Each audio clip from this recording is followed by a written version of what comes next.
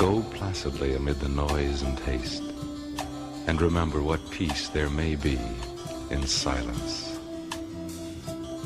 As far as possible without surrender, be on good terms with all persons. Speak your truth quietly and clearly, and listen to others, even the dull and ignorant. They too have their story. Avoid loud and aggressive persons. They are vexations to the spirit.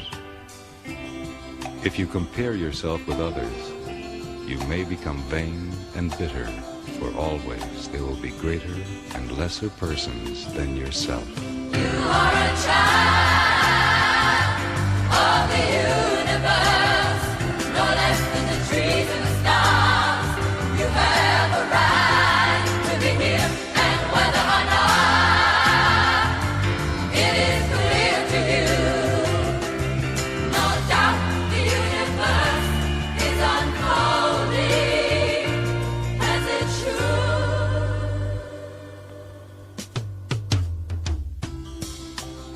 Enjoy your achievements as well as your plans. Keep interested in your own career. However humble, it is a real possession in the changing fortunes of time. Exercise caution in your business affairs, for the world is full of trickery.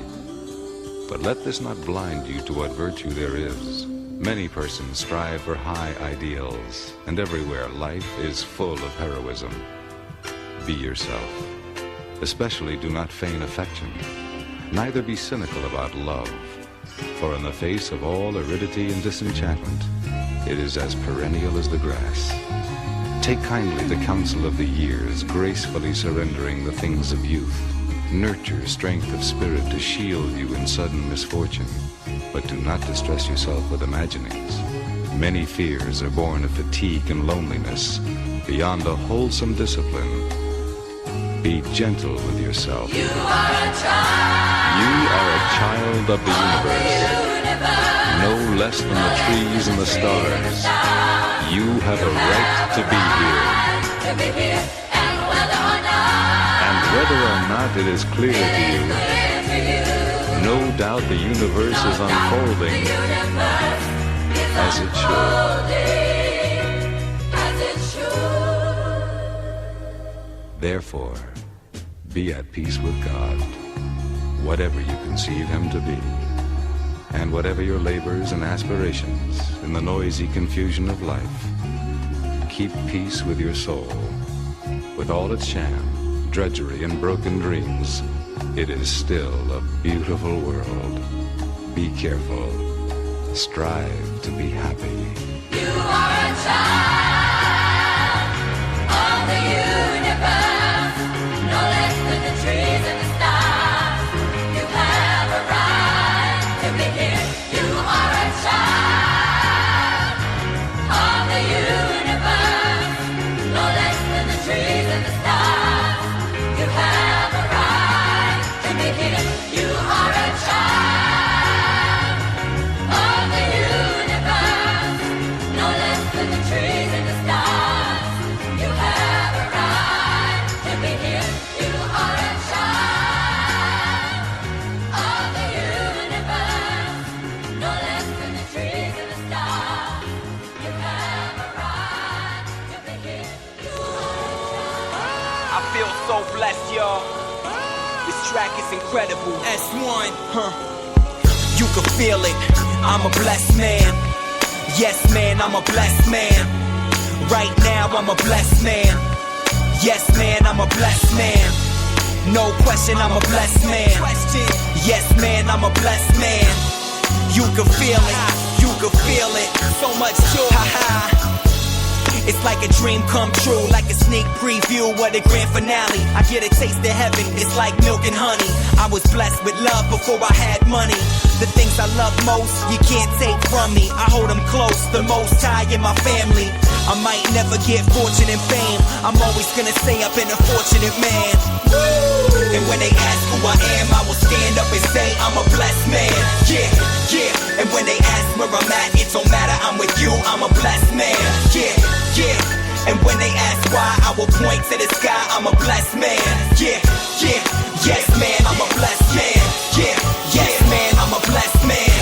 walk through the park holding hands. And I'm thinking to myself, I'm a blessed man. You're so beautiful, the words escape me. Like the day I watched you give birth to our baby. You illuminate when I'm in a dark place. Bless my heart with a smile on your face. I'ma say it, my wife is hot. So it don't matter how much ice I got. I put a ring on her finger, leave it at that. If it wasn't for her, I wouldn't be where I'm at. If it wasn't for God, maybe we never would've met. But he brought us together, so there's no question we're blessed.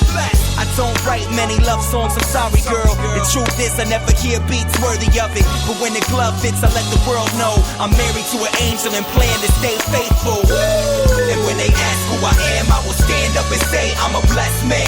Yeah, yeah. And when they ask where I'm at, it don't matter, I'm with you, I'm a blessed man. Yeah, yeah. And when they ask why, I will point to the sky, I'm a blessed man. Yeah, yeah. Yes man, I'm a blessed man. Yeah, yes man, I'm a blessed man. As I sit back reflecting, it's obvious that my life's been protected. I had friends get murdered, I could've been there. Friends committed suicide, I could've went there. Depression, my life could've ended. I could've took a flight on September 11. Life is fragile, we take it for granted. I'm thankful for the life I was handed. Christ stretched out his arms on the cross, offered me freedom at a tremendous cost. I can't accept the gift without repentance. I talk to God with expectancy. He said, ask for anything in the name of my son. If it's my will, then it will be done. I'm not praying for material possessions. Being close to God is the greatest blessing. And when they ask who I am, I will stand up and say I'm a blessed man. Yeah, yeah. And when they ask where I'm at, it don't matter, I'm with you, I'm a blessed man. Yeah, yeah. And when they ask why, I will point to the sky, I'm a blessed man. Yeah, yeah. Yes man, I'm a blessed man. Yeah, yes man, I'm a blessed man. And when they ask who I am, I will stand up and say I'm a blessed man. Yeah, yeah. And when they ask where I'm at, it don't matter, I'm with you, I'm a blessed man. Yeah, yeah. And when they ask why, I will point to the sky, I'm a blessed man. Yeah, yeah. Yes man, I'm a blessed man. Yeah, yes man, I'm a blessed man. I don't got rims on the car, you know. I don't got a lot of jewelry, you know, but I'm blessed with life. I'm blessed knowing God. I'm blessed with family. Yes, man, I'm a blessed man. Leave down black men and dig. Reach up black men and women and pull all nature's knowledge to you. Turn you around and make a conquest of everything, north and south, east and west. And then when you will have wrought will, you will have merited God's blessings. And as you bow down to the white man today, so will other races bow down to you and call you a race of masters because of the superiority of your minds and your achievements. We must canonize our own saints, create our own martyrs, and elevate the positions of fame and honor. Black men and black women who have made a distinct contribution to our racial history. Sojourner Truth is worthy of a place of sainthood alongside of Joan of Arc. Christmas Addicts and George William Gordon are entitled to the halo of martyrdom with no less glory than that of the martyrs of any other race. Africa's produced countless numbers of men and women in war and peace whose luster and bravery outshine that of any other people. Then why not see good and perfection in ourselves? God made man Lord of his creation, gave him possession and ownership of the world. And you have been so darned lazy that they've allowed the other fellow to run away with the whole world, and now he's bluffing you and tell you that the world belongs to him and that you have no part in it. I don't have to apologize to anybody for being black, because God Almighty knew exactly what he was doing when he made me black. Me black. Me black. You race of cowards, you race of imbeciles, you race of good-for-nothings. If you cannot do what other men have done, what other races have done, what other nations have done, then you had better die. Can we do it? We can do it. We can do it.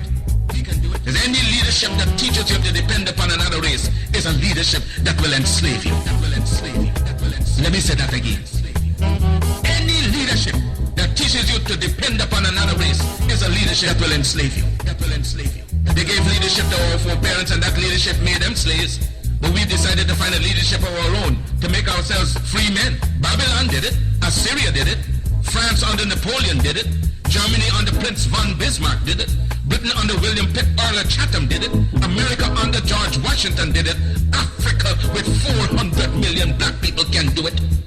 Because when the history of my suffering is complete, future generations shall have in their hands the guide by which they shall know the sins of the 20th century. I know, and I know you too believe in time, but we We shall wait patiently for 200 years if need be to face our enemies throughout posterity. After my enemies are satisfied, in life or death I shall come back to serve even as I served before.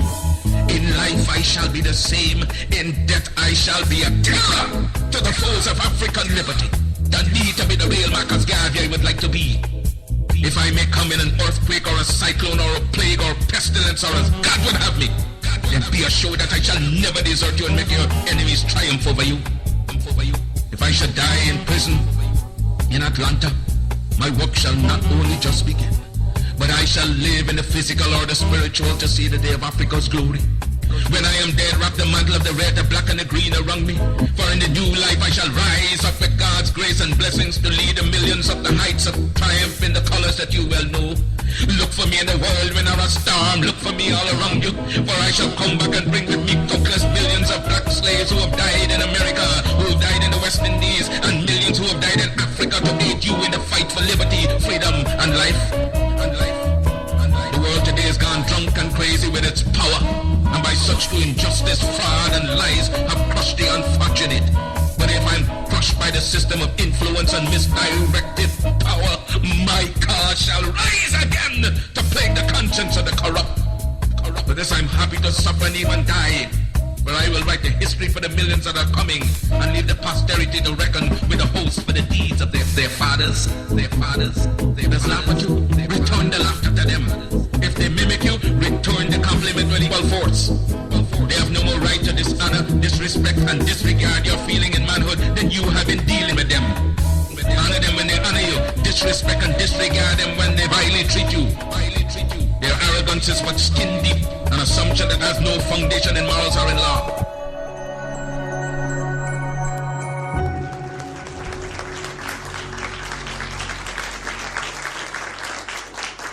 Great. Well, it's so great to be here. Good afternoon. I have always been fascinated with life stories. And even as a kid, I was the biography nerd, tearing through pages of Walter Payton and Wilma Rudolph and Kareem Abdul-Jabbar. Well, okay, so I was a sports geek too. But what jumped off the page as these athletes revealed their road to greatness, greatness isn't born, it's made. And so what I discovered is I needed to know what it was. What were the ingredients? What was the pathway, the process to greatness? And each story begins in childhood. But whether the road is rocky or smooth at the start, doesn't every child deserve the opportunity to write her own story of becoming great? And what role does our education system play in their story? Now, there's a most interesting narrative about a set of cohorts born in the 50s and 60s, school-aged children, that saw their outcomes get improved dramatically with one of the great social experiments of inclusion in our country, the implementation of school desegregation. And what I want to put forth is when we think about beginning a new school year and now approaching the 60th anniversary of the landmark Brown versus Board of Education decision, I think it's fitting to reflect back on the efficacy of the various strategies that have been used to promote educational opportunity, equal educational opportunity. And when I look back over the last 4 decades, there have been 3 major government interventions that have dramatically influenced the provision of school resources and have substantially narrowed black-white differences in access to school quality. First among them, school desegregation. Second, school finance reform. And third is one of the focuses here, early